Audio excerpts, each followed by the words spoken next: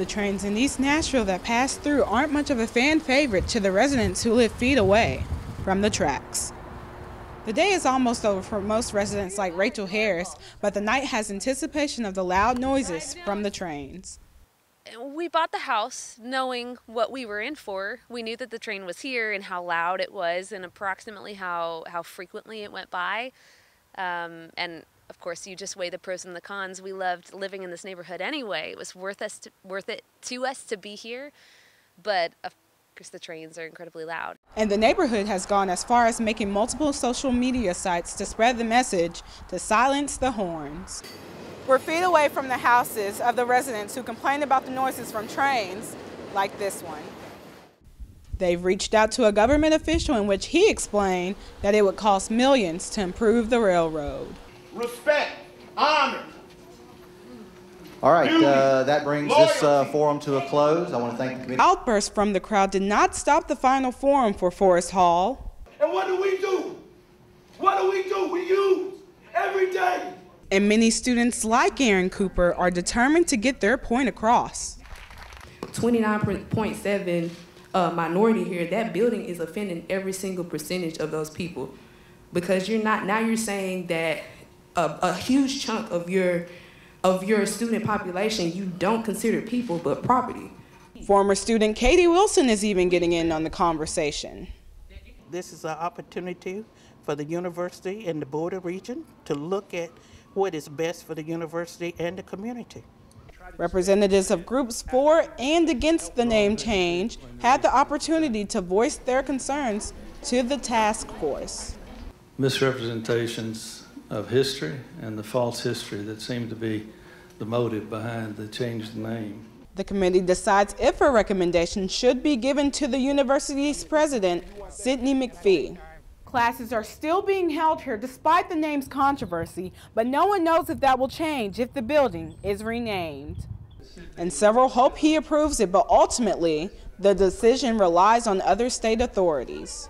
See them purposely not look down, like that is just as bad.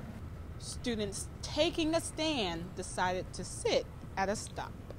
In the wake of several controversial shootings involving unarmed African Americans, one group on Middle Tennessee State University's campus spoke in silence. We felt compelled to show our support for those victims' families and kind of our way to protest and to bring awareness to this campus. Members of the Talented 10th gathered at one of many bus stops on MTSU's campus to bring awareness of what they consider is a problem. I'm tired. I'm sick and tired of being sick and tired. I'm tired.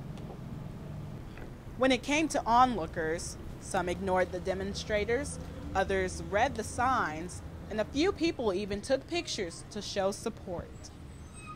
Really just I hope that people would, specifically the white students, would take this and look at this and kind of see where we're coming from. I hope that they would be more willing to have a conversation about what's going on, so their voices can be heard.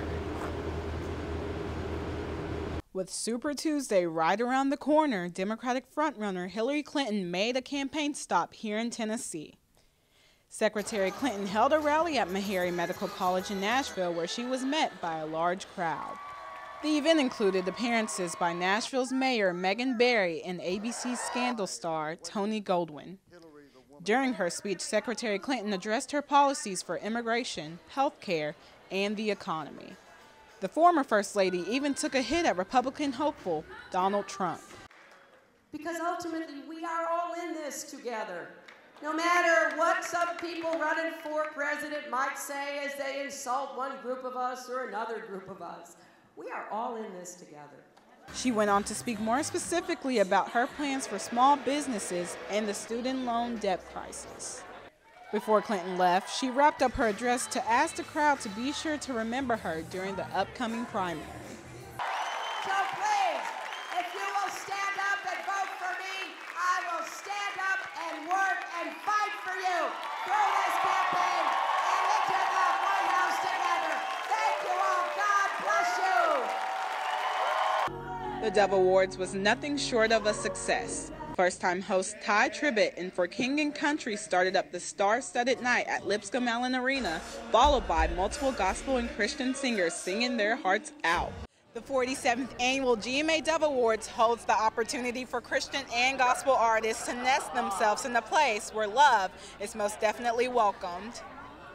We were able to catch up with worship duo Seth and Nerva, who performed at the pre-show. Oh man, I saw so many artists back there. It's hard to name like just one, but I did see Tamla Mann. I saw some other folks, but I'm just looking forward to the whole night. Anthony Brown and Group Therapy lit up the night with their outstanding performance of Worth, which won Urban Worship Song of the Year, while Chris Tomlin took home Songwriter of the Year. You know, I've just tried to write songs that give voice to people to worship God. And I'm always looking through that angle. I'm not sitting there going, what do I want to say? I'm really trying to say, how can I write a song for the people to sing? And it only makes sense for an event like this to happen in Music City, where no matter what genre, the tunes never get tired.